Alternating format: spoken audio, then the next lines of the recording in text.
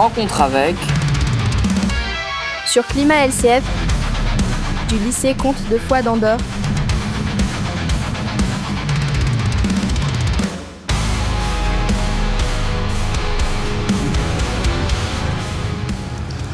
Bonjour à toutes et à tous et bienvenue dans ce nouvel épisode de Rencontre avec du Climat LCF, le podcast conçu et réalisé par les élèves de la spécialité SES et NSI du lycée Comte de Foix d'Andorre.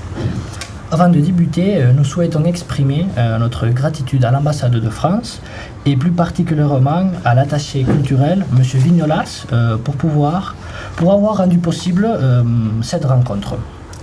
Aujourd'hui, nous avons le privilège d'accueillir Abel Quentin, un auteur dont les romans nous interpellent, nous bousculent et nous amènent à réfléchir autrement.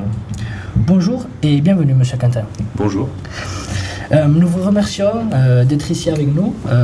Je vais maintenant faire une brève présentation de votre parcours pour notre public.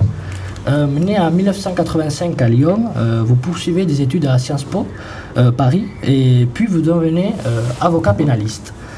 En 2019, vous publiez votre premier roman, Sœur, salué pour sa justesse et son audace et récompensé par le prix Première.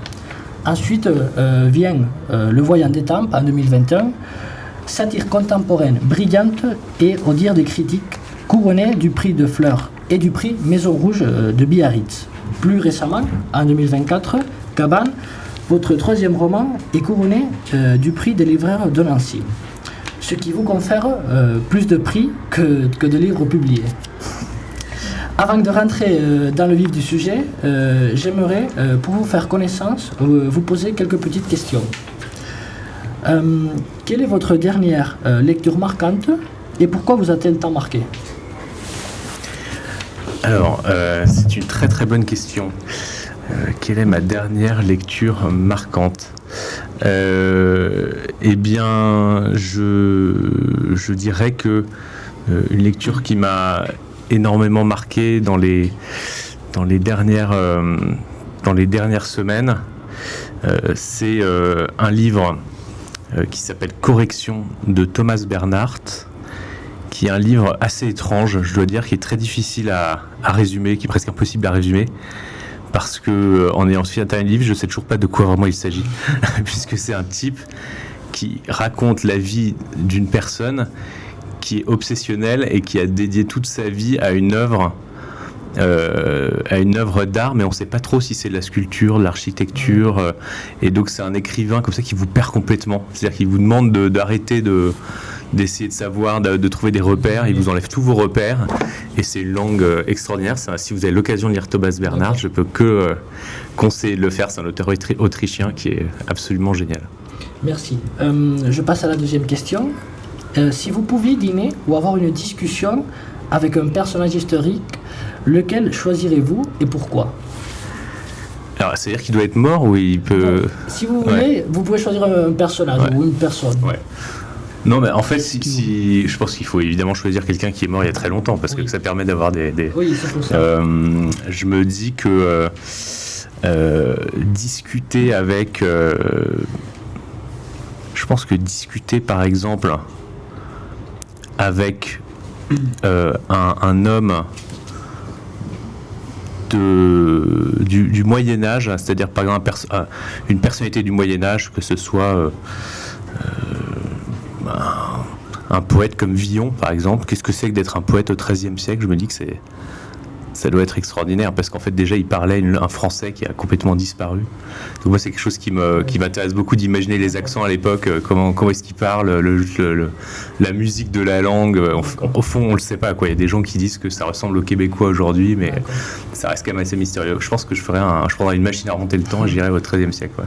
D'accord. Et la dernière question, votre nom artistique, Abel Quentin, a-t-il eu une signification particulière pour vous et pourquoi l'avoir choisi ?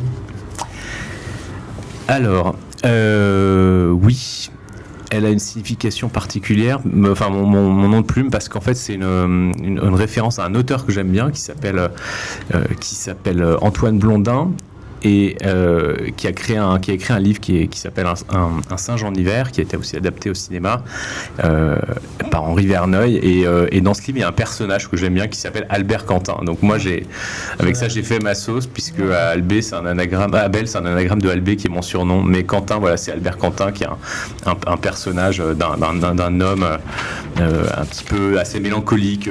J'aime bien les personnages mélancoliques en littérature, donc voilà. D'accord. Donc merci pour ces réponses. Je tiens à préciser qu'on est en direct et que le dispositif qu'on a mis en place va filmer l'intégralité de nos intervenants. Donc maintenant, nous allons aborder le cœur du sujet de notre podcast aujourd'hui. Nous avons choisi de diviser cette discussion en 2 axes principaux. Le premier, que j'animerai moi-même, porte sur l'individu face à l'urgence climatique, entre savoir, action et résignation. Le second sera animé par ma compagne Anna, qui traitera l'engagement littéraire entre fiction, prise de parole et responsabilité de l'écrivain. Posons quelques bases à cette première séquence. Dans Cabane, vous explorez le paradoxe d'un individu conscient sur l'urgence climatique, mais en retrait du monde, incapable d'agir collectivement. Ce personnage incarne la question existentielle: comment continuer à vivre normalement tout en sachant que notre mode de vie contribue à la catastrophe. De plus, malgré un consensus scientifique sur le changement climatique, la parole des chercheurs peine à mobiliser. Par exemple, selon une enquête de l'Ipsos pour le journal Le Monde, les climato-sceptiques en France, en 2023, représentent entre 35 et 43% de la population, soit 10 points de plus qu'en 2020. Donc on voit une augmentation. Un début d'explication théorique de ce paradoxe est illustré par la sociologue Karine Orga. Je ne sais pas si vous la connaissez. Non. Dans Living in Denial, son œuvre, elle montre que l'inaction face au climat n'est pas due à un manque d'information, mais un mécanisme de défense psychologique face à l'impuissance et à la peur. Elle parle de déni implicite. Même informés, nous restons paralysés. Pour explorer cette séquence, je vais passer la parole à Marc, notre premier journaliste. Merci Alexandre de cette présentation et bonjour Monsieur Quentin. Bonjour. Dans votre roman, vous décrivez un monde où les scientifiques tirent la sonnette d'alarme face à l'effondrement écologique, mais où ces alertes peinent à être entendues, que ce soit par les responsables politiques ou par la société dans son ensemble. À vos yeux, pourquoi est-il si difficile de remettre en cause des systèmes économiques et politiques qui sembleraient être condamnés à une échéance ? Et plus précisément, comment pouvez-vous expliquer, ou comment peut-il s'expliquer, qu'une vaste partie de la population semble encore soutenir des figures ouvertement climato-sceptiques, comme le sont Donald Trump aux États-Unis ou Javier Milei en Argentine ? Alors si je pouvais répondre en 2 phrases à cette question, ce serait plus simple, mais je pense qu'il y a énormément de raisons à ça. J'en explore quelques-unes dans mon livre, mais c'est certainement pas une recension exhaustive. C'est un sujet passionnant. Il y a des mécanismes d'autodéfense, comme vous l'avez dit. Je crois qu'il y a aussi quelque chose qui est lié à la culture, c'est-à-dire... En fait, la croissance, c'est pas seulement l'augmentation des constantes des biens marchands à disposition, c'est aussi une culture dans laquelle on est. Il y a un historien américain qui s'appelle Joel Mokyr qui a écrit un livre là-dessus qui s'appelle La culture de la croissance et qui montre qu'en fait ça revient presque à la Renaissance.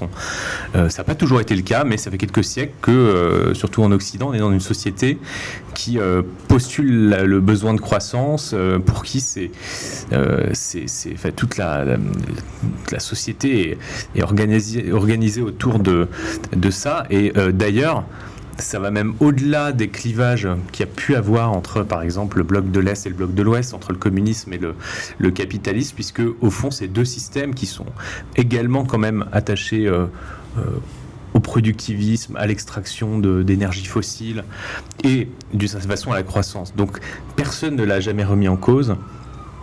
Et c'est comme l'air qu'on respire. Donc, si vous voulez poser un regard critique sur quelque chose qui est postuler avant même tout débat économique est très compliqué. C'est pour ça que sans doute les personnes qui ont osé prononcer ce gros mot décroissance sont fait marginaliser, continuent à l'être, se font traiter d'utopistes, alors que pour moi c'est tout simplement un constat lucide sur les limites physiques de notre planète. C'est sans doute une des raisons. Une autre raison, c'est aussi que il y a une fabrique du mensonge aussi qui a été organisée par des lobbies qui se défendent, qui voient bien que la décroissance les pointe du doigt très directement. Je pense bien sûr au lobby des énergies fossiles, et puis des mécanismes collectifs de dissonance cognitive qui font que quand bien même vous avez un constat scientifique qui est sous vos yeux, vous détournez la tête ou vous essayez de vous arranger pour que ne plus le voir, parce que c'est trop difficile, parce que ça implique aussi, ça c'est aussi une grande raison, un renoncement, un confort matériel dont personne ne veut, parce qu'on est personne n'a envie d'arrêter la frénésie consommatrice, elle est aussi très très ancrée intimement en chacun de nous. On est né dans cette société-là, donc ça vient, c'est pas un sujet de surface, c'est un sujet extrêmement profond. D'accord. Et en lien avec cela, dans Cabane, on sent que les scientifiques ont pleinement conscience de l'urgence écologique, mais leur voix semble se perdre dans le bruit ambiant. On peut faire le parallèle avec l'exemple de la tribune en 2017 du journal Le Monde, laquelle a été signée par plus de 15 000 scientifiques du monde entier et qui a été largement ignorée dans le débat public. Selon vous, pourquoi leur parole, celle des scientifiques, peine-t-elle à s'imposer dans notre société ? Là encore, sujet passionnant. Peut-être que je ne crois pas qu'on puisse dire que c'est de la faute des scientifiques eux-mêmes, parce que c'est des choses que j'ai déjà entendues. Oui, les scientifiques, il faudrait aussi faire des efforts pour rendre ce constat-là plus digeste ou plus vulgarisé, etc. Moi, je crois que c'est aux gens d'être des adultes, et que les scientifiques, ils font leur travail de scientifiques. Le problème, c'est que les décideurs ne prennent pas le relais. Un scientifique, il n'est pas censé descendre dans l'arène publique, il est censé donner de l'information à des gens qui ensuite vont faire des politiques publiques. Sauf qu'aujourd'hui, ce passage de relais, c'est à ce niveau-là que la transition se fait pas. D'où d'ailleurs maintenant des scientifiques, ce qui est assez signe des temps, quoi, quelque part, qui descendent dans cette arène-là, qui manifestent. C'est des choses, comme on va voir de plus en plus, mais qui n'ont pas toujours été le cas. Il y a plutôt une tradition quand même de réserve du scientifique qui ne descend pas dans cette arène-là, et aujourd'hui vous voyez des gens qui commencent à aller sur les plateaux de radio, qui ont d'ailleurs un langage parfois un peu virulent, qui n'est même plus le langage du scientifique, par désespoir. Pourquoi ça prend pas? C'est aussi une parole, c'est vrai, si vous voulez un article d'un scientifique, ce sera bien sûr toujours moins séduisant au fond qu'un slogan. Un slogan, c'est plus simple. Un slogan, ça vient pas parler à votre tête, ça vient parler à quelque chose de plus faible peut-être, et donc on est dans un monde où le slogan fait plus de bruit que la parole scientifique. Et alors est-ce que on peut essayer de transformer des paroles scientifiques en slogans? C'est peut-être ce qu'il faut faire. Il y a certains qui essayent de le faire, mais c'est compliqué parce que ouais. Merci beaucoup de votre réponse. Merci Marc. Nous allons maintenant passer la parole à Irina. Bonjour Irina. Bonjour Alexandre. Bonjour Monsieur Quentin. Bonjour. Aujourd'hui, je vais aborder les solutions à la crise écologique et les critiques faites à l'écologie. Dans Cabane, vous écrivez « Il y a 50 ans, nous nous battions pour que nos sociétés humaines évitent l'effondrement. Aujourd'hui, la seule chose que nous puissions faire, c'est les préparer à encaisser le choc. » Cette phrase résonne fortement avec les constats actuels du GIEC, qui souligne que chaque fraction de degré de réchauffement évité compte et qu'il n'est jamais trop tard pour agir. Alors, selon vous, est-il encore possible d'agir efficacement pour atténuer les effets de la crise, ou devons-nous désormais nous concentrer sur la résilience et l'adaptation face à l'inévitable ? Bonjour. Alors, je crois qu'il faut faire les deux fondamentalement, mais bon, c'est facile de dire ça. Après, moi, je suis juste un écrivain, donc je peux dire des choses comme ça, et c'est peut-être un peu une posture confortable, mais il faudrait faire les deux, en ce sens que c'est très vrai, et il faut le rappeler que chaque fraction de degré qui ne s'ajouterait pas au réchauffement climatique est importante. Donc ça, déjà, c'est l'argument quand même absolu contre toutes les personnes qui pourraient dire bon, foutu pour foutu, de toute façon on est déjà dedans, donc autant continuer à foncer dans le mur en klaxonnant. Non, c'est pas vrai, parce que c'est quand bien même il y a des paliers qui sont déjà franchis et qui ne pourront pas être évités, eh bien il vaut mieux 3 degrés et demi que 4 degrés 2, quoi, ou quelque chose comme ça.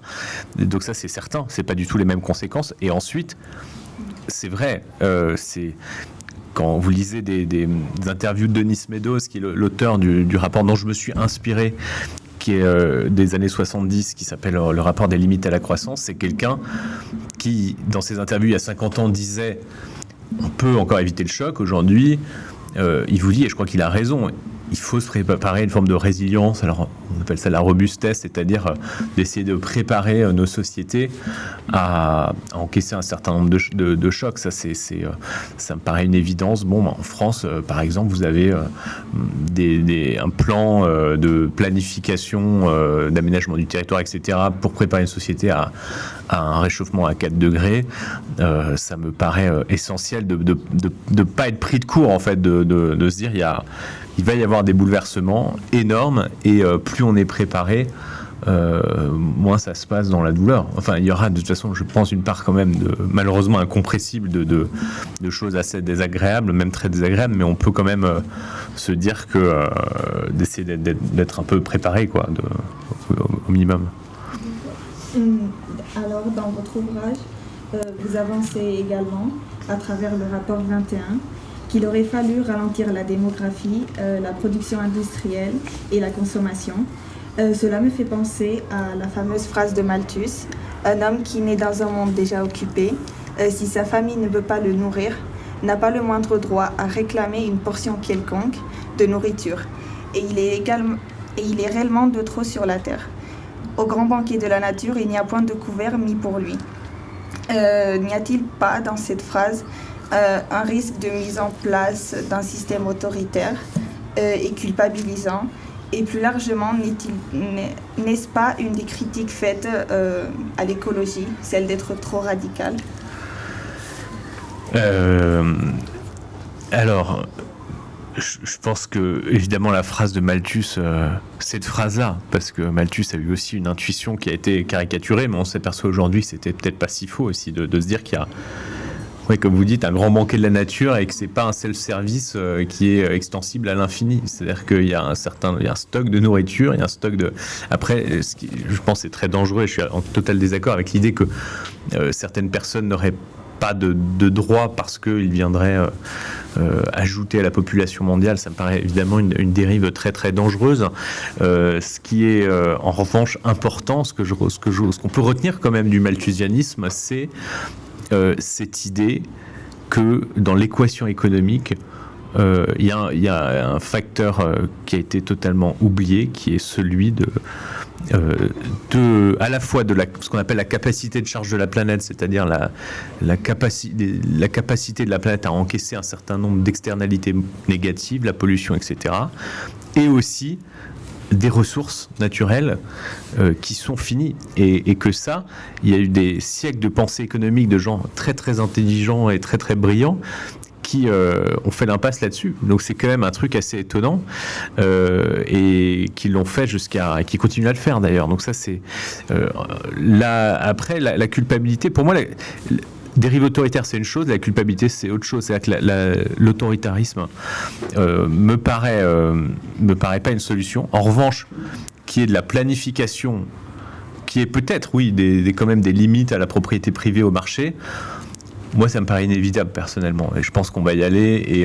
Et c'est pas forcément l'autoritarisme, parce que c'est des décisions qui peuvent être prises collectivement. Donc, si on décide collectivement que de sortir un certain nombre de biens du marché, ou en tout cas je sais pas, de créer des quotas de telle ou telle dépense énergétique dont on pense qu'elle ferait mieux de s'allouer ici ou là, ça me paraît pas de l'autoritarisme, ça me paraît simplement la réaction d'une société qui essaye de regarder le réel. Ensuite, la culpabilité. Moi, mon livre, il est d'une certaine façon, il est traversé par la culpabilité. Je crois que c'est pas évidemment que la culpabilité en elle-même, elle peut être stérile, elle peut juste rendre les gens malheureux, mais ça peut être aussi, elle a mauvaise presse la culpabilité, mais ça peut être aussi une sorte de réaction humaine qui peut donner des fruits, de parfois se dire quand même.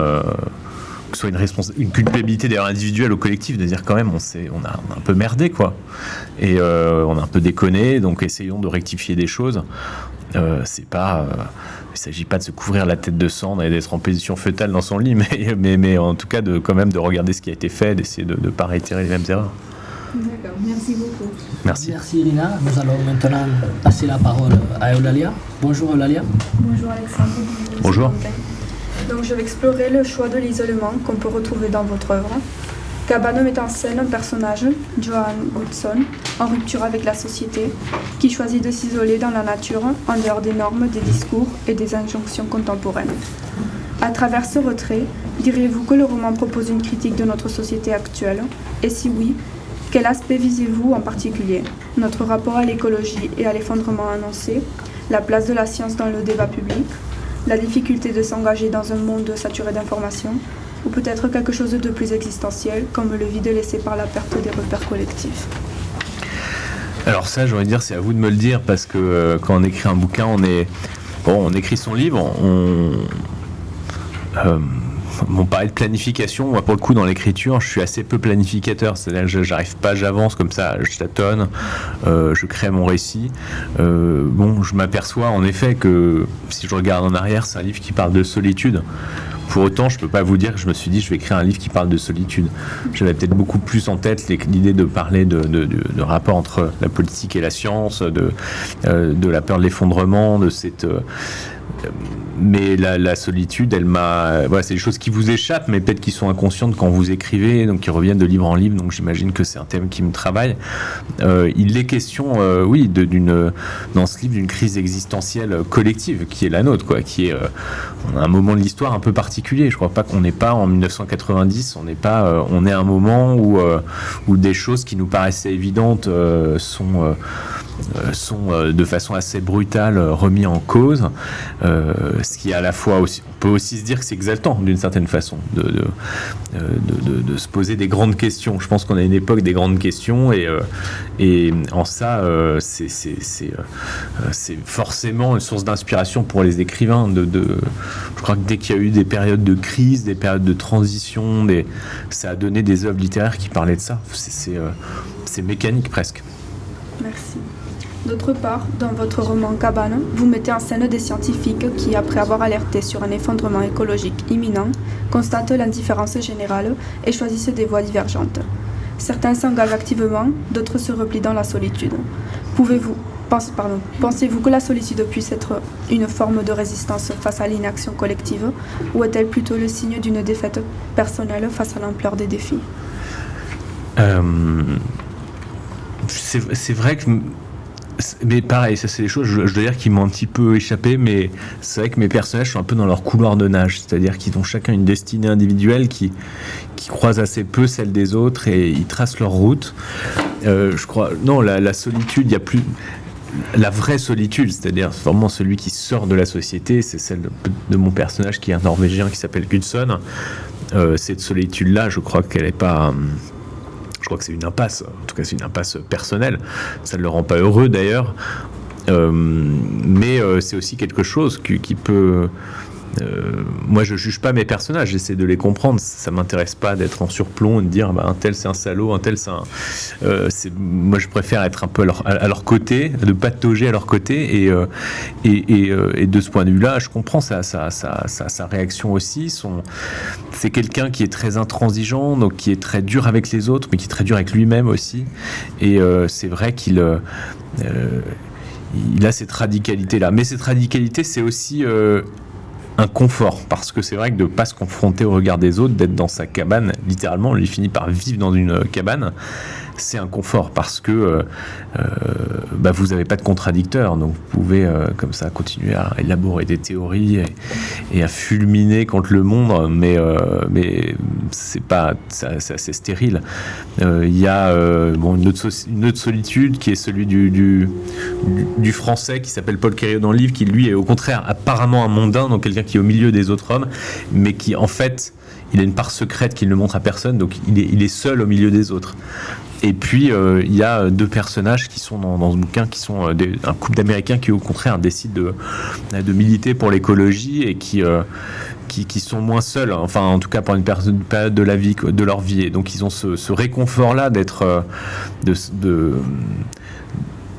que leur colère en fait elle n'est pas en train de rester au fond, de métastaser en eux, ils la partagent dans les manifestations, ils font des tribunes, et c'est voilà, c'est sans doute ce qu'il y a de peut-être la réaction la plus fructueuse, la plus saine, la plus...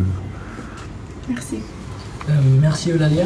Nous allons maintenant passer la parole à Bernat. Bonjour Bernat. Merci, bonjour. Bonjour. Pour ma part, je voulais m'intéresser à l'identification des personnages et à la réaction au déni. Dans Cabane, vous dépeignez divers profils des personnages comme Mildred, Eugène, Paul Quériot et, comme vous avez dit, Goodson, qui incarnent différentes formes d'engagement comme le militantisme, l'opportunisme, le radicalisme et le retrait. Je voulais vous demander, parmi ces figures, y en a-t-il une qui vous ressemble davantage ou dont les convictions ressonnent particulièrement avec les vôtres ? Ouais, c'est une bonne question. Je crois que c'est... En réalité, il y a une cinquième figure qui est un journaliste qui est peut-être celui qui me ressemble le plus, mais je dirais que dans ces 4 scientifiques, j'ai mis peut-être un peu de moi dans chacun d'eux. Je me sens... peut-être celui qui est le plus humain, le plus faillible, qui ressemble le plus à nous tous, c'est le français, c'est-à-dire le choix de forme d'égoïsme, de fatalisme aussi. Lui il se dit bon, foutu pour foutu, autant que j'en profite un peu, moi, le temps de ma vie humaine, de ma vie sur Terre, et je pourrais pas faire grand-chose, et donc cette tentation-là, ce cynisme-là, je crois qu'on... Oui, ça a été, j'ai eu quelque chose de ça peut-être à un moment donné de ma vie, peut-être moins maintenant, peut-être qu'il en reste quelque chose, c'est difficile à dire, mais j'ai certainement mis un peu de moi chez ce personnage, mais j'espère, mais aussi certainement aussi dans les personnages d'Américains, et le personnage de Goodson, il est... c'est une forme c'est une sorte de génie ombrageux, aussi violent, donc qui est peut-être quelque chose qui m'est très très étranger, et d'un côté j'ai eu beaucoup d'admiration, pas pour la violence, mais en revanche le côté pour les gens qui s'engagent, enfin qui ne transigent pas, quoi, pour les gens qui ont des convictions et qui sont capables de se dire, si cette conviction doit me conduire à vivre de telle façon, de façon totalement marginale, et ben je le fais, c'est comme ça, c'est comme ça, c'est comme ça que je peux vivre en paix avec mes convictions, et je ne fais aucun aménagement. Et voilà, je crois que c'est moi personnellement, les gens comme ça, je me questionne aussi ce que j'ai de médiocre, d'arrangeant, peut-être qui est quelque chose d'assez répandu, quoi. Je pense qu'on a tous, on est tous en permanence en train de transiger, en permanence tout le temps. Et il y a des gens qui le font pas. Et donc ces gens-là nous questionnent, moi, et m'intéressent. Et Goodson s'inspire d'un personnage réel ou... Et Gutson a plusieurs inspirations. Ouais, il a plusieurs. Je dirais qu'il a deux modèles. C'est un mélange, c'est une sorte d'être hybride entre plusieurs personnages qui existent, qui sont d'ailleurs eux-mêmes dans le livre. Donc il y a un mathématicien qui s'appelle Alexandre Grothendieck, qui est un personnage. Si vous avez l'occasion de vous pencher sur lui, c'est passionnant. Qui est une sorte de génie des maths du XXe siècle et qui est totalement sorti du monde universitaire du jour au lendemain à cause de son engagement, notamment sur le terrain de l'écologie, qui va devenir une sorte de prophète de l'écologie et puis qui va finir, pour le coup, complètement marginalisé, à ne parler à plus personne, avec une barbe de Père Noël dans un petit village du sud de la France, voilà, qui est un personnage fascinant. Et un autre personnage qui s'appelle Théodore Kaczynski, qui est une bomber, qui est voilà, une personne assez iconique de l'histoire sombre des États-Unis, puisque c'est une sorte de... J'aime pas le terme éco-terroriste, mais je dis s'il y a une personne pour lequel on peut l'utiliser, c'est lui, puisque c'était vraiment un militant technophobe, on dirait, contre la technique, contre la civilisation industrielle, qui est allé jusqu'à tuer par conviction, qui a même écrit un manifeste pour justifier l'injustifiable et qui vivait de façon aussi totalement secrète, planqué dans la forêt, dans le Montana. Et donc le Gutson, c'est un mélange de ces deux-là et puis de quelques autres aussi. Et à quel personnage souhaiteriez-vous que vos lecteurs s'identifient ? Ouais, c'est difficile, je sais pas. Moi, je voudrais que mes personnages s'identifient à 10% de Gutson et 30% des Américains et une partie de... C'est-à-dire que chaque personnage a aussi quelque chose qui peut être inspirant jusqu'à un certain point. C'est-à-dire qu'on peut être inspiré par l'intransigeance de Gutson jusqu'à un certain point. Puis à un moment, il bascule dans autre chose. On peut aussi, j'espère, se dire que dans l'ironie, dans la mélancolie d'un Querio, il y a quelque chose de beau. C'est aussi quelqu'un qui ne juge pas trop les autres parce qu'il est lui-même très très faillible. Donc c'est un personnage c'est aussi agréable, les gens qui sont pas tout le temps en train de faire la morale. Et puis dans l'espèce de dynamisme des Américains, leur foi, leur côté aussi naïf, mais leur foi qui est assez belle, l'idée qu'ils vont changer les choses, qu'il faut rien lâcher, qu'il faut se battre. Il y a bien sûr quelque chose qui peut nous inspirer, j'espère. Donc voilà. Merci beaucoup. Merci Bernard. Nous allons maintenant passer la parole à Alana. Bonjour Alana. Bonjour Alexandre, bonjour Monsieur Quentin. Je vais aborder le décalage du savoir-agir et l'engagement des jeunes. Dans Cabane, vous mettez en scène des personnages qui sont conscients des enjeux écologiques, mais leurs actions n'ont pas cohérence avec leurs convictions. Ce décalage entre savoir et agir évoque le concept de dissonance cognitive où l'individu éprouve un malaise face à des comportements contraires à ses valeurs. Un exemple marquant de la Cabane est celui de Paul Querillo, un chercheur français qui, malgré sa participation à la rédaction du rapport 21 alertant sur les dangers de la croissance incontrôlée, choisit de poursuivre une carrière lucrative dans l'industrie pétrolière. Donc, selon vous, qu'est-ce qui explique cette difficulté à aligner nos actions avec nos connaissances environnementales, et est-ce une question de psychologie individuelle qui s'intensifie, de pression sociale, ou juste le reflet d'une société où l'opinion prime sur les faits scientifiques? Alors c'est une question centrale. Moi j'ai la dissonance cognitive, donc c'est un concept qui m'a intéressé dès le début de l'écriture du livre, puisque c'est un concept qui a été inventé par des Américains dans un livre qui s'appelle L'échec d'une prophétie de Léon Festinger, et que je lis moi tout au début, juste après le rapport Meadows, et c'est vraiment parti d'une réflexion là-dessus en me disant au fond, ce concept, en fait, c'est un concept qui était au début utilisé pour décrire une secte. C'est-à-dire, c'est une histoire assez marrante d'ailleurs. C'est des gens dans la banlieue de Chicago dans les années 30, une dame qui s'appelle Madame Keeper et qui est persuadée qu'il y a des ovnis qui vont venir les chercher, quoi. Et donc, elle commence à réunir une petite clique autour d'elle de gens à qui elle dit voilà, faut être prêt parce qu'on sera quelques élus, on va montrer dans la soucoupe volante, ça va être tel jour. Et alors, vraiment des gens très inoffensifs qui font des réunions. Et puis, le jour arrive, ils sont sur un terrain vague. Et puis, celui dont la soucoupe n'arrive pas. Et on peut s'imaginer qu'à partir de là, tout le monde va aller se retourner vers cette dame en disant tu nous as menti. Et en fait, la dame dit non, bon, c'était peut-être pas tel jour, mais ça va être en fait dans 2 mois, c'est moi qui ai mal interprété. Et donc la dissonance cognitive, c'est comment on s'adapte quand le réel vient percuter nos croyances, comment au lieu d'abandonner ces croyances fausses, on peut tenir jusqu'à un certain point une sorte d'aménagement entre les deux, c'est-à-dire de garder des croyances tout en constatant le réel, c'est-à-dire la soucoupe n'est pas venue. Et donc ça a été créé à partir des sectes, à propos des sectes, et moi je me suis dit, au fond, il y a aussi une dissonance cognitive qui est... parce que ça, on peut s'en moquer, on peut se dire, voilà, c'est des gens un peu illuminés, mais il y a une dissonance cognitive qu'on est en train de vivre de façon... on est tous partis de ces dissonances cognitives, en fait. On est tous... on vit une expérience mondiale de dissonance cognitive, parce que, comme vous le disiez, voilà, il y a un constat... le constat, il est quand même là. Je veux dire, même s'il y a 35% peut-être de climato-sceptiques, il y en a de plus en plus, il y a quand même une majorité de gens qui savent. Et pourtant... on ne vit pas, on vit comme si ce constat n'existe pas. Je crois qu'il y a une difficulté, je crois qu'il y a une question d'imaginaire qui est très importante. C'est-à-dire que on sait, mais ça se transforme pas en image, quoi. Ça se transforme pas en imaginaire concret, c'est-à-dire... alors la science-fiction essaye parfois de mettre des images là-dessus. Il y a des œuvres de fiction qui peuvent peut-être avoir leur utilité là-dessus.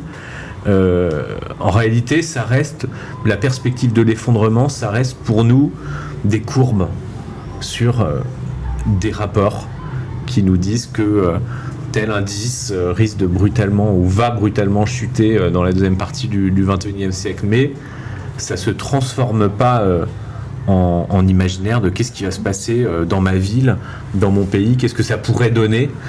Et dès qu'on commence à le faire, on est souvent attaqué parce qu'on va vous dire mais là vous êtes en train de faire des voilà, vous jouez un peu à voilà, vous faites de la science-fiction, et donc ça a pas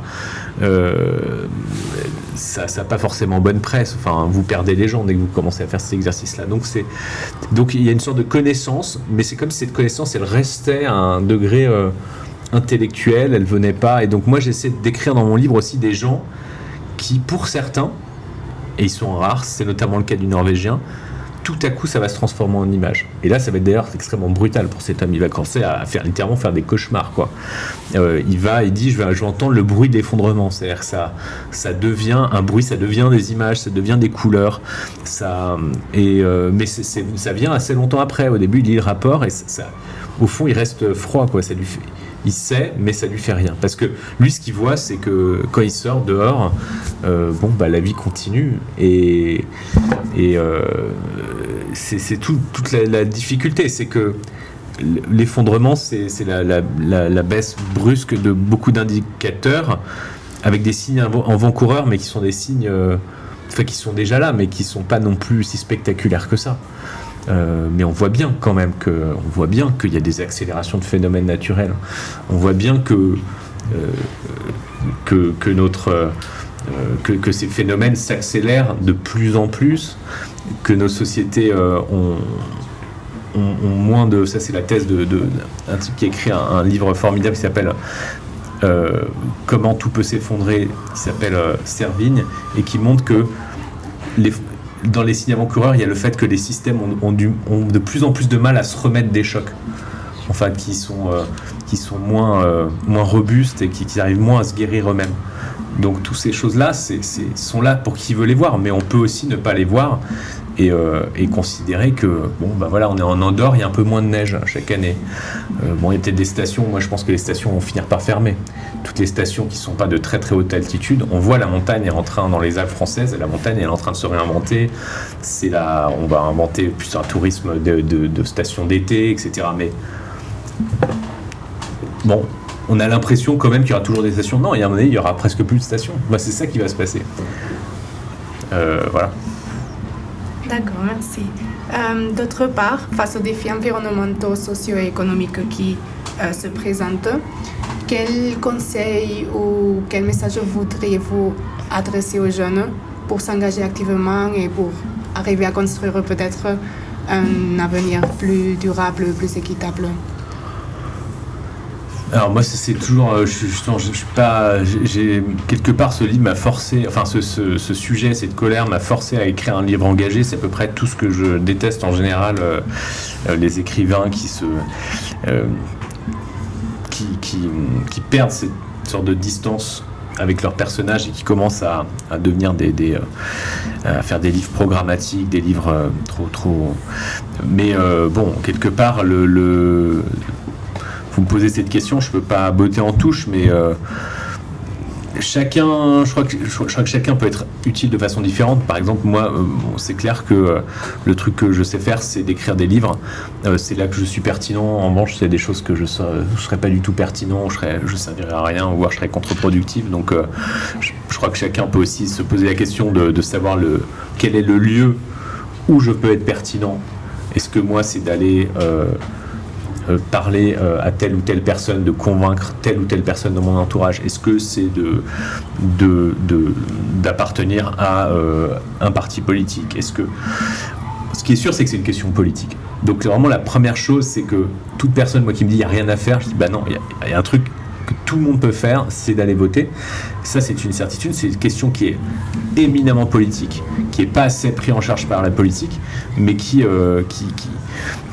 rebat toutes les cartes sur l'organisation de nos sociétés. Donc c'est ça la politique en fait, c'est comment est-ce que on veut fonctionner, quelles sont les priorités, est-ce qu'on préfère l'égalité ou la liberté ou l'inverse, c'est ça les questions profondes de la politique. Et cette question-là, l'écologie, de façon assez nouvelle, elle s'invite en politique. Et donc évidemment, moi je suis atterré comme beaucoup de voir que dans le débat politique, elle est encore très très secondaire. C'est un peu le parent pauvre, la question qu'on aborde en fin d'interview quand on a parlé des vrais sujets qui seraient l'égalité, qui serait, j'en sais rien, la sécurité, qui serait...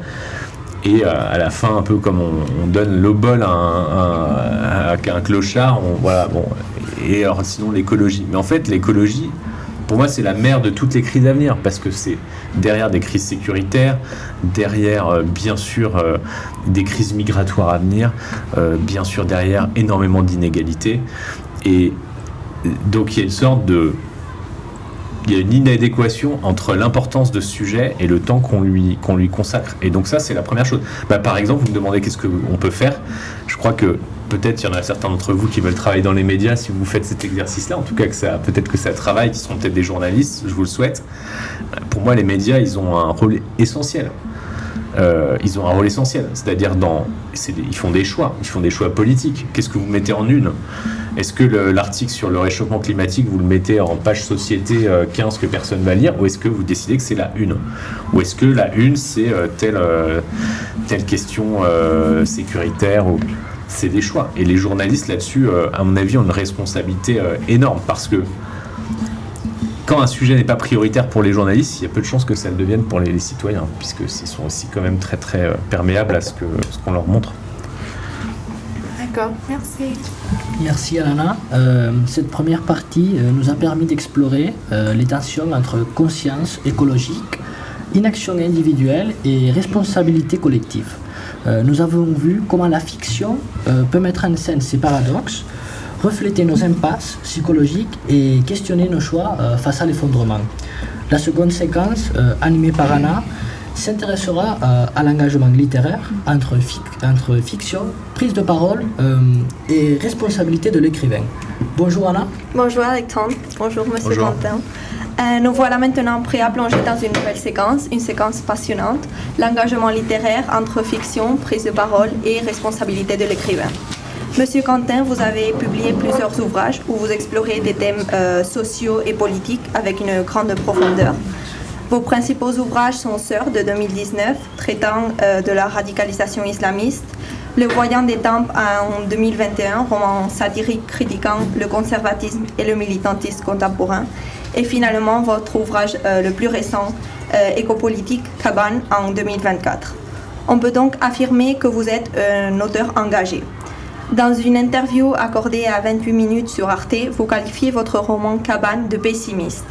Mais au fond, est-ce que ce n'est pas plutôt un roman réaliste? Est-ce que ce que vous décrivez n'est pas simplement ce qu'on refuse de voir? Bonjour, je suis tout à fait d'accord. Je pense que c'est un roman réaliste et c'est un roman qui pose la question de qui sont les fous, qui sont les réalistes. Est-ce que les réalistes, c'est les gens qui vous disent oui, non mais l'écologie, il faut pas tomber dans l'excès, il faut pas trop en parler. Bien sûr, on peut changer certaines choses, mais arrêtons d'imaginer qu'on va renverser la table. Je pense que ces gens-là sont des fous. C'est-à-dire des gens qui pensent que ils vont pouvoir, qui sont engagés dans un match contre la planète, c'est-à-dire contre les éléments naturels, et qui pensent qu'ils vont pouvoir gagner ce match. À la fin de ce match, ce qui est sûr, c'est que la planète va gagner. C'est-à-dire que la planète, elle va au fond, et c'est ce qu'elle est déjà en train de faire. C'est toutes les un certain nombre de tensions qu'on ressent aujourd'hui, voilà, la croissance qui commence à ralentir et parce que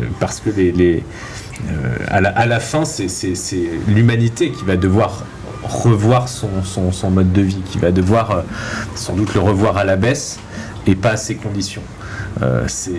L'humanité ne peut pas dicter ses conditions aux éléments naturels, ça n'est pas possible. Donc, donc dire ça, c'est évidemment juste extrêmement réaliste. D'ailleurs, ça ne devrait pas défriser ce qui est terrible. Moi, c'est quand je vois des gens qui lisent mon bouquin et que ça défrise. Bon, qu'est-ce que ça a des choses extrêmement simples, surtout, je dis des choses qui sont dites depuis 50 ans. C'est ça que je raconte. Je raconte des gens qui disent ça en 72, en 73. Leur constat, il est plus que jamais d'actualité. Personne n'a réussi à l'infirmer. Et pourtant, on est dans cette espèce d'apathie où dire ça demeure quelque chose de perturbant. C'est vraiment bizarre. Merci. Je vais passer maintenant la parole à Léna. Bonjour Léna. Bonjour Anna, bonjour Monsieur Quentin. Bonjour. Donc, je m'intéresse au pouvoir de la littérature et de l'art engagé. Et on dit souvent que la littérature peut toucher les lecteurs plus profondément que des discours politiques ou que des arguments purement rationnels. Il y a certains romans qui ont d'ailleurs marqué durablement les consciences, comme par exemple À la cage de l'oncle de Tom. Et ça a entraîné les gens ils ont réalisé les horreurs de l'esclavage et donc au 19e siècle. Et donc, est-ce que vous pensez aussi que la fiction peut avoir ce pouvoir d'influence ? Bonjour, je suis très... moi là-dessus, je pense que la littérature a intérêt à être très modeste parce que malheureusement, on est dans un monde presque post-littéraire et que... Je crois qu'il faut quand même être assez lucide sur le fait que on est dans un monde qui est en train de sortir de la lecture, dans laquelle, en tout cas, la lecture va pas disparaître, mais elle restera, elle est plus marginale. Je crois peut-être plus aux imaginaires qui sont véhiculés dans les séries, peut-être qu'on a besoin d'images, peut-être qu'on a besoin au fond plus de grands films ou de grandes séries. Ensuite, il reste des lecteurs et c'est vrai, le livre peut... Alors, il y a deux types de livres sur la question. Il y a de la science-fiction et il y a ce que je fais, moi, qui n'est pas du tout un roman d'anticipation. Moi, justement, je me suis lancé dans cette écriture en me disant je vais faire le contre-pied de romans que j'admire énormément, par exemple La Route de Cormac McCarthy, de gens qui imaginent une société après un effondrement. Moi, c'est ce que j'ai essayé de faire au début. J'ai passé quelques mois à écrire quelque chose comme ça, il y a quelques années déjà. Et puis, je sentais que c'était pas concluant. Et quand je m'y suis remis, je me suis dit, après avoir lu le rapport des limites sur la croissance, je me suis dit, au fond, il y a aussi une autre histoire à raconter qui peut-être peut aussi créer des réactions différentes, c'est-à-dire qui est moins directement anxiogène, puisque je suis pas en train de montrer c'est pas Mad Max ou McCarthy ou Barjavel, mais qui montre tout ce qui n'a pas été fait. Et je me dis aussi que ça peut être... Moi, ce que je me suis dit, c'est faire un livre qu'on peut pas mettre à distance. La science-fiction, on peut la refermer en se disant, bon, ça reste quand même l'imagination Cormac McCarthy. Donc si j'ai envie de ne pas avoir peur, si j'ai envie je peux le mettre à distance.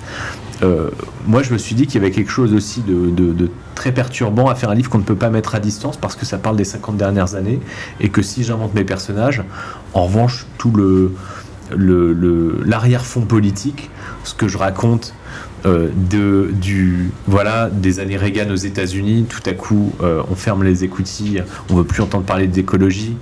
Tout ce que je raconte sur le lobby pétrolier, tout ça, c'est vrai. Donc c'est sûr que c'est glaçant parce que c'est quelque chose qui s'est passé et qui est encore à l'œuvre d'ailleurs sur le lobby pétrolier.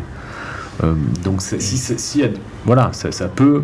Peut-être qu'il y a des gens qui seront plus touchés par la science-fiction et qu'il y a d'autres gens, c'est peut-être à eux que je m'adresse, qui ont besoin d'un livre rétrospectif, quoi. Presque un roman historique en fait. D'accord. Et d'ailleurs, dans vos romans, vous abordez des thématiques sociétales et écologiques à travers la fiction. Et donc, vous vous inscrivez ainsi dans un registre que de nombreux artistes, encore aujourd'hui, utilisent, c'est-à-dire éveiller les consciences grâce à la création. Et donc, je pense par exemple à Banksy, qui est un artiste complètement anonyme, un artiste de rue, qui dénonce la guerre, le consumérisme, la crise migratoire, ou encore l'hypocrisie des systèmes politiques. Et en littérature, comme par exemple Leila Slimani, je ne sais pas si vous la connaissez, qui explore des sujets comme la condition des femmes dans la société musulmane, ou encore Stromae, dans un autre registre, à travers ses chansons comme Formidable, qui est la plus connue, ou Carmen, ou L'Enfer, qui vient faire remonter à la surface des réalités comme par exemple la solitude, les addictions ou la santé mentale. Est-ce que, selon vous, ce type d'approche artistique qui mêle engagement et création est-il vraiment efficace pour faire bouger les lignes ou pour susciter une prise de conscience ? C'est une grosse question. C'est sûr que oui, des gens comme Stromae, ils ont une puissance de frappe, ils ont une aura mondiale qui fait que il peut, sans doute, c'est des gens dont la voix compte, et c'est des gens qui... Moi, je crois qu'il y a déjà ce que peut faire un écrivain, un artiste. Je sais pas si c'est faire bouger les lignes, mais c'est déjà de faire en sorte que le lecteur ou l'auditeur se sente moins seul. C'est-à-dire que moi, je trouve qu'il y a quelque chose de très consolateur en fait quand vous lisez une œuvre, déjà qui vous dit ce qui te préoccupe, ce qui te touche, ce dont tu souffres. Quelqu'un d'autre a été préoccupé par ça, en parle. Et d'ailleurs, même si cette personne n'est plus là, c'est ça le pouvoir incroyable de certains livres. Vous lisez 200 ans après et vous vous dites je ressens exactement ce que cette personne a ressenti, et d'une certaine façon ça crée une consolation. Je dis ça, c'est pas anodin, parce que aujourd'hui il y a l'intelligence artificielle qui s'invente vite dans la création, avec des gens qui vous diront au fond on s'en fout, si l'IA réussit à écrire des œuvres extraordinaires, musicales ou littéraires, tant mieux, on aura des œuvres, mais sauf qu'en fait là on met totalement de côté l'aspect consolateur de l'art, où moi le même texte, c'est exactement le même texte, si vous me dites que c'est pas il vient pas de souffrance, d'émotion, de joie qui ont été ressenties par quelqu'un, ça n'a évidemment pas c'est pas la même chose, et donc ça me paraît évident, mais visiblement il y a des gens pour qui sont en train même de se poser la question de ça, qui se disent c'est pas grave. Moi je pense que c'est bouger les lignes, je sais pas, mais en tout cas créer briser ces solitudes, ce qui est même un grand mot, mais tout simplement aussi faire que vous lisez quelque chose, vous dites c'est quelque chose que c'est ça quoi, c'est quelque chose que j'ai ressenti, puis je suis pas fou, j'ai pas ressenti tout seul, il y a quelqu'un d'autre qui l'a ressenti. Donc sur des questions politiques, ça peut bien sûr de vous dire je suis pas le seul à cette espèce de frustration que je mets dans ce livre, de sentiment d'une sorte de baldé fou, d'être sur un Titanic, je sais pas, il y a 1000 images qu'on pourrait avoir, mais d'être sur le Titanic avec l'orchestre qui continue à jouer, ça va pas empêcher le Titanic peut-être de se casser la gueule, mais vous êtes content de retrouver sur le pont un mec qui vous dit on est d'accord, il est vraiment en train de couler quoi. Bon après... Bon d'accord, merci. Merci Léna, nous allons maintenant passer la parole à Christian. Bonjour Christian. Bonjour Anna, bonjour. Monsieur Quentin. Moi je vais m'intéresser à votre écriture et vos choix narratifs. Quand on regarde des figures comme Annie Ernaux, Virginie Despentes ou Édouard Louis, on voit une forme d'écriture très directement engagée et presque militante, ancrée dans une expérience personnelle et politique forte. La vôtre semble plus distanciée, plus ironique, parfois même mélancolique. Est-ce une manière pour vous de résister à une certaine injonction à l'engagement direct? Et finalement, diriez-vous que l'écriture chez vous est une forme d'engagement discret ou une manière de rendre visible des angles morts de notre société? Bonjour, c'est vrai, c'est un engagement plus distancié, plus discret. Je pense qu'il y a des choses personnelles de caractère. Voilà, moi il y a parfois des livres que je trouve qu'il y a une pornographie de l'engagement aussi, des gens qui ont aucun problème. D'un côté je dis ça, mais j'aime beaucoup aussi lire ces gens-là. Peut-être pas forcément Édouard Louis, mais par exemple Annie Ernaux est pour moi une grande écrivaine. Même si en réalité, je vous suivrai pas sur Annie Ernaux, parce que pour moi Annie Ernaux c'est aussi une plume assez distanciée d'une certaine façon. C'est en tout cas pas quelqu'un qui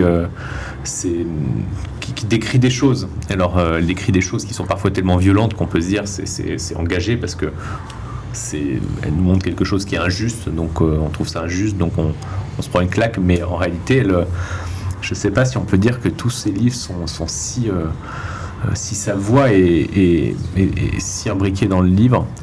Moi j'essaie de délaisser mes personnages aussi avoir leur propre voix, c'est-à-dire que j'essaie de faire des livres dans lesquels il y ait de la place pour le lecteur, qui soit pas étouffant, qui lui tende pas le bras en lui disant tu dois regarder ça, lui tu dois l'aimer, lui tu dois pas l'aimer, que ce soit il y a un écrivain qui disait ça, Kundera, qui disait le roman est un territoire moralement neutre, et moi j'aime bien ça, c'est-à-dire que pas que ce soit un territoire qui soit pas perturbant. Donc moi je crois que je fais un livre qui est perturbant, et mon livre il montre quand même aussi clairement une préférence. Enfin, je veux dire, je pense que le lecteur peut pas se dire je viens de lire le bouquin d'un climato-sceptique. C'est quand même assez clair que ce livre c'est une charge aussi contre un aveuglement qui est autour de nous.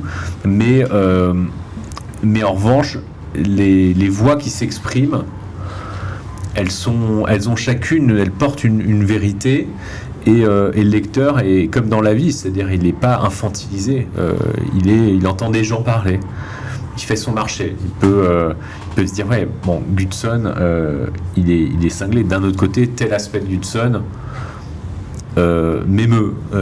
Querio, moi, il n'y a rien qui me fait plus plaisir quand j'ai des lecteurs qui me disent je déteste Querio. Au contraire, vraiment, Querio, je l'aime beaucoup. Je me dis que c'est ce que j'ai voulu faire. C'est-à-dire que un roman où les personnages ne sont pas univoques, où ils sont complexes, et ça ne m'intéresserait pas de faire un livre qui soit totalement verrouillé, et donc chaque lecteur me dirait qu'il pense la même chose de tel personnage. D'accord.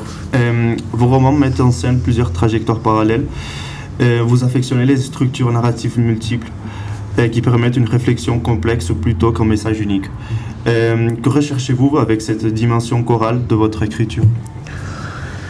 Ça, c'est quelque chose que j'ai été très heureux de faire dans ce livre-là, c'est de faire un livre choral. Parce que avant, j'ai été prisonnier de la première personne dans mon deuxième livre, d'un personnage qui est vraiment un personnage principal dans mon premier, et là je voulais faire un livre où il y a une personne qui émerge quand même comme le point focal du livre, qui est Gudson, mais il y a, c'est vrai, plusieurs personnages, et c'est tout simplement un plaisir qui vient d'un plaisir de lecteur. Au début, moi je suis lecteur de romans un peu ce qu'on appelle la GAN, hein, la Grand American Novel, c'est-à-dire vraiment le grand roman américain qui balaye large, avec beaucoup de personnages, avec une sorte de générosité, où l'écrivain il fait émerger un petit monde quand même, et ça qu'on a fait en France, qui est au départ une tradition française, mais peut-être qui est plus présente aujourd'hui aux États-Unis. Moi, c'est quelque chose que c'est un livre assez américain d'inspiration, même il y a une partie du bouquin qui se passe aux États-Unis. J'avais pas mal de références comme ça d'écrivains américains que j'aime bien en tête. Et je trouve que c'est un truc à la fois un plaisir d'écriture, et puis un véhicule génial, parce que du coup vous avez des personnages qui incarnent des choix possibles, et plutôt que ces choix ils soient exprimés dans les discours, ils sont exprimés par les vies des personnages, et donc du coup c'est peut-être plus digeste aussi. D'accord, merci. Merci Christian. Nous allons maintenant passer la parole à nous. Bonjour nous. Bonjour Anna, bonjour Monsieur Quentin. Bonjour. Je suis curieuse des risques de l'engagement et de la réception de l'œuvre par le public et du processus de réécriture. Aujourd'hui, prendre position à travers un roman, surtout sur des sujets sensibles tels que la politique, les sujets sociaux ou l'écologie, peut exposer à des polémiques et en particulier dans un contexte où les réseaux sociaux peuvent rapidement amplifier les réactions. On pense par exemple à des auteurs comme Michel Houellebecq ou Annie Ernaux, souvent au cœur des débats publics. Est-ce qu'un roman engagé vous semble plus risqué aujourd'hui qu'il ne l'était autrefois? En tenez-vous compte quand vous écrivez? Et avez-vous reçu des menaces? Wow. Non, j'ai pas reçu de petit cercueil par la poste ou de balles avec un petit mot, la prochaine est pour toi. Non, j'ai pas eu ça. Mais pour revenir sur l'engagement, parce que vous dites un roman engagé, mais en fait ce thème-là de l'écologie, il a ceci de particulier que vous pouvez faire des œuvres qui apparaissent engagées, alors qu'en fait, moi je fais que dire des choses incontestables. C'est un peu le problème de notre société, c'est que la parole scientifique, qui n'est pas une parole scientifique, c'est pas une opinion. Et ce qui est dangereux, c'est qu'on est dans une société où vous avez des gens qui vous disent oui, bah, c'est une opinion comme une autre. Mais c'est pas une opinion. Le rapport du GIEC n'est pas une opinion.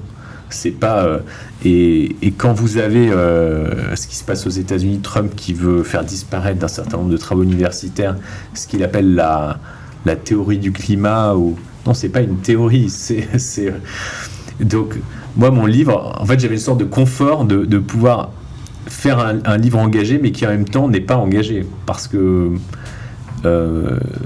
voilà,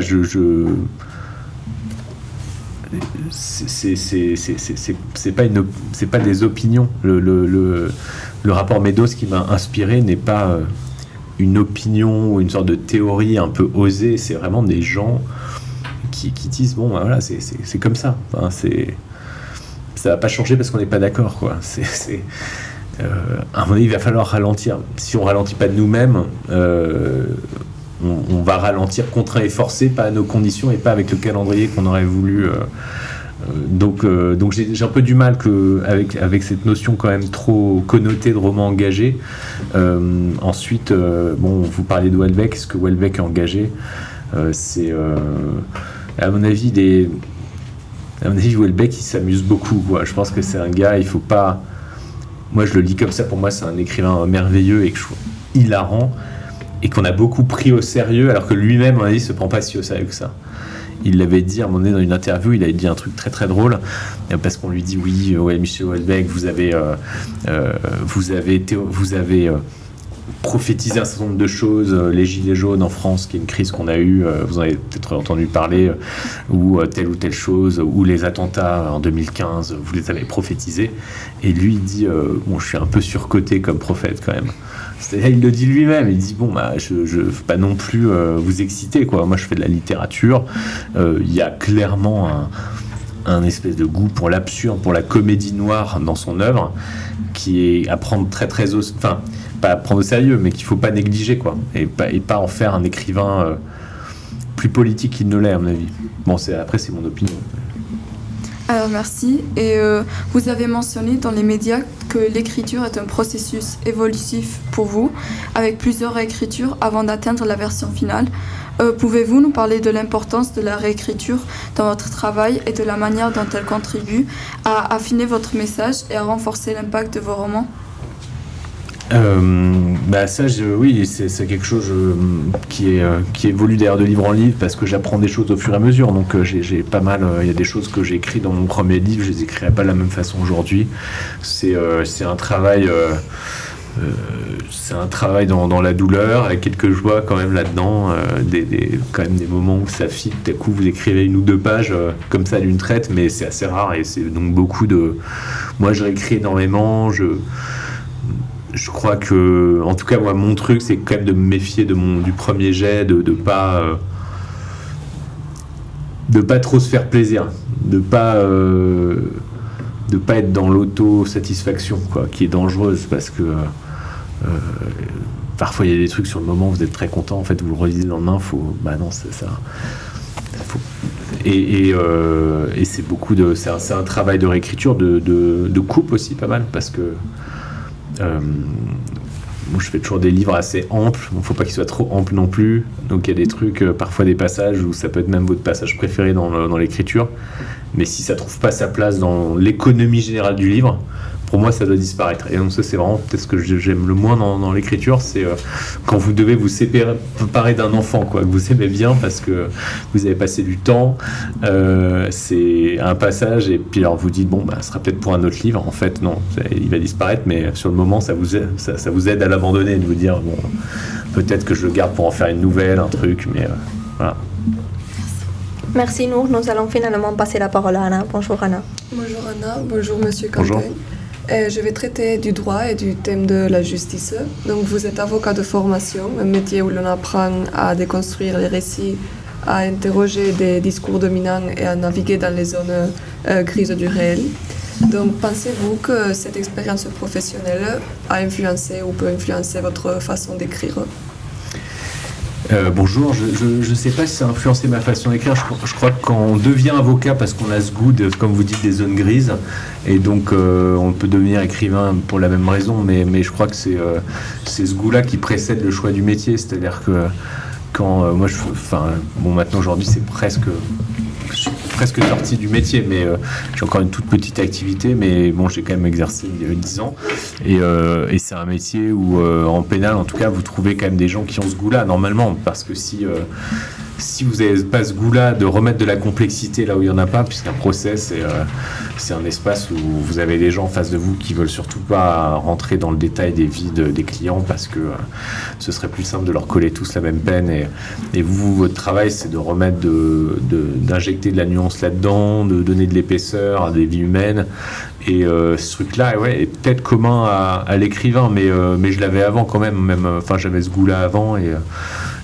c'est d'ailleurs, au fond, c'est le même mouvement qui vous pousse à lire des livres, quoi. C'est de ne pas se satisfaire des slogans, des mécanismes d'essentialisation, et de dire tiens, je voudrais qu'une personne soit jugée ou qu'un livre soit écrit avec ce même souci de restituer un peu la vie, quoi, qui est un truc quand même assez organique, assez étrange. On voit bien où il y a énormément de complexité, quoi. Merci. Et dans vos romans, on peut retrouver des personnages qui sont souvent pris dans des dilemmes moraux et confrontés à des procès médiatiques ou à une forme d'injustice symbolique. Donc, est-ce que votre formation d'avocat vous a amené à développer une sensibilité particulière par rapport à ces personnages en marge, ou vous cherchez à travers eux à interroger notre rapport collectif au jugement et à la vérité? C'est vrai, j'aime bien en fait créer un personnage. En fait, ce qui m'amuse beaucoup, c'est de créer un personnage avec des défauts, et d'un côté de créer aussi les défenses pour forcer le lecteur à l'aimer quand même. Ça, c'est un truc que j'ai par exemple bien aimé faire avec Paul Queriot, c'est-à-dire des trucs objectivement assez détestables, hein. C'est-à-dire qu'il trahit la cause, puisqu'il a même travaillé chez Elf, Aquitaine, etc. Mais de faire en sorte que presque le lecteur voit ses raisons, quoi, se dise oui, c'est vrai qu'en même temps, je vois comment il en est arrivé là, quoi. Je vois comment il en est arrivé là. Je vois aussi ce qu'il a d'aimable, et oui, c'est une façon d'essayer de rendre justice à un personnage. Voilà, après, la différence avec le métier d'avocat, c'est que le métier, là, vous l'avez créé vous-même, quoi, mais ça m'intéresse. Et c'est vrai que je me rends compte, que ce soit mon dernier livre, celui-là, c'est des personnages marginalisés, c'est des personnages qui sont attaqués, c'est des romans de chute d'une certaine façon. C'est quelque chose auquel je suis sensible.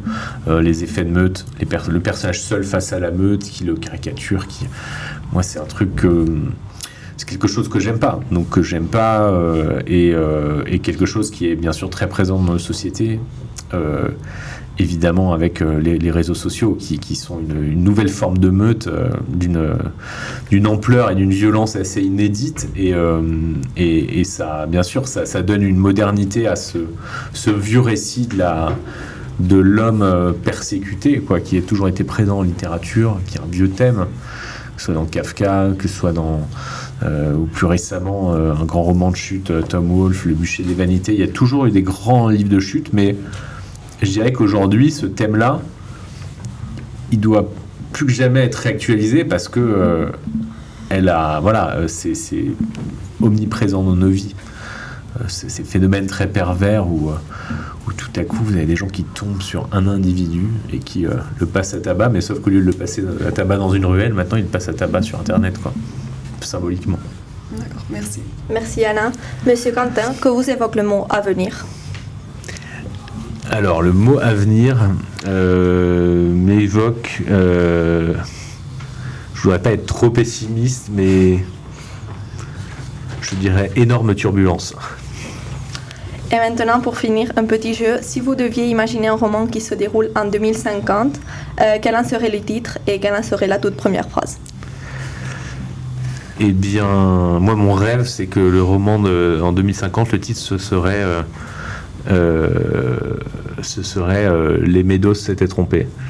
Et qu'en fait, où Abel Quentin est un sombre abruti. C'est-à-dire que ça voudrait dire que... mais j'y crois pas, en réalité. Je vous dis ça, mais... c'est bien sûr, il y a un optimisme qui est aujourd'hui de l'ordre, qui est devenu de l'ordre du négationnisme en fait. Espérons que ce soit. Alors non, je vais répondre autrement à votre question. Ça pourrait être émancipation. C'est-à-dire que moi, c'est un truc que j'essaie de mettre dans mon livre, c'est aussi de dire, bien sûr qu'il y a des grosses turbulences à venir, bien sûr qu'il y a de la violence, mais il peut aussi y avoir des choses belles qui sortent de tout ça. Et dans les choses belles qui peuvent sortir de ce mécanisme de correction qui va avoir lieu, il peut y avoir des émancipations. Je pense notamment à l'émancipation du numérique. Je pense dans une société qui va devoir faire des choix de prioriser certaines dépenses d'énergie.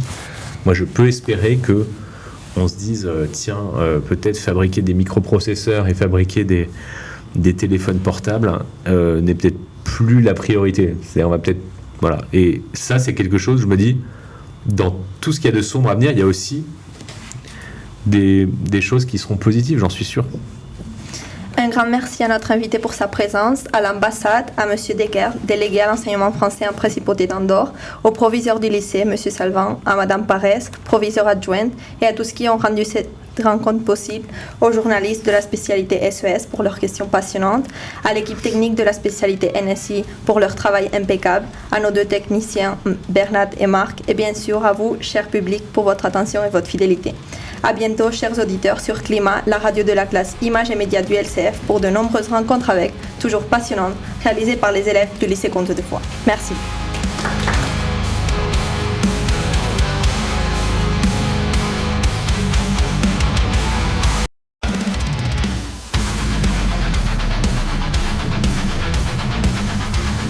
Rencontre avec sur Climat LCF du lycée Comte de Foix d'Andorre